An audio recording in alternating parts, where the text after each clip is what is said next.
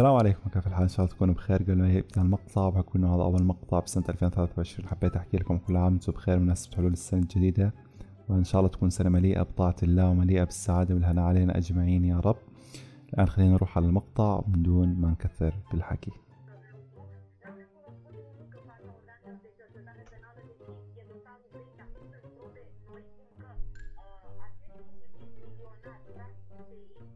كنا بنعرف انه اندرو تيت انسجن اخر فترة، لكن يعني الشرطة صورت الحادثة، اوكي هذا من حقها، بس ليش تنشره على الملأ؟ ليش الكل بيقدر يشوف التصوير هذا؟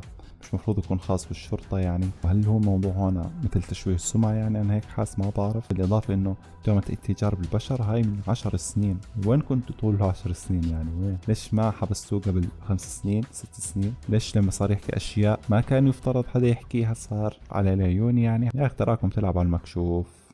شو اسمك؟ سارة اليوسف. السلام. معلش أقول لك حاجة أستاذ أحلام، أنا قدمت كذا مرة في أرب ايدل بس أنت ما قبلتيني، بس أنا أشكرك مرة لأنك خليتيني أنا أحلام أراجع نفسي رفضتها. وأتعلم أكثر. أنا لا. واي أنا قلت لك لا وبرجع أقول لك لا، لأني حسيتك تتقمصين شخصيتي. صباح فخري في صوتك.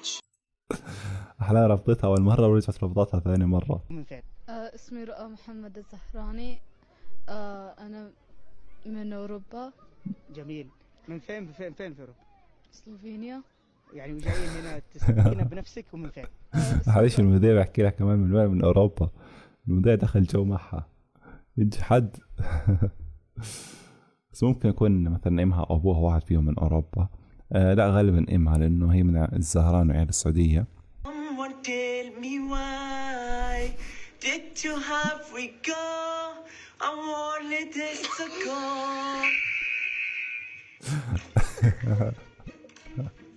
انا اسف بس انا عاوز اقول لك على حاجه، ده مش انجليزي يا حرام كسف، واحد كاتب لجنه رفس الخواطر.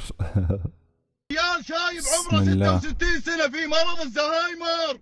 يا ساتر. واحد من العيال استغل ابوه بشنو؟ قام يبصم على اوراق لا عشان اله ياخذ الا الله. حلاله. لا بعد اله الا فترة الله. الام توفى، لا. والام درت ان واحد من عيالها سوى كذي عشان ياخذ حلال ابوه. الله. صار فيها جلطة بالقلب. لا اله الا الله لا الله. يبارك بالساعة لا اللي حول. خلتكم تبيعون حتى اهلكم عشان صلى على النبي. طيب فلوس. صلى. وحقي ما امنت به السماوات انك عورت قلبي.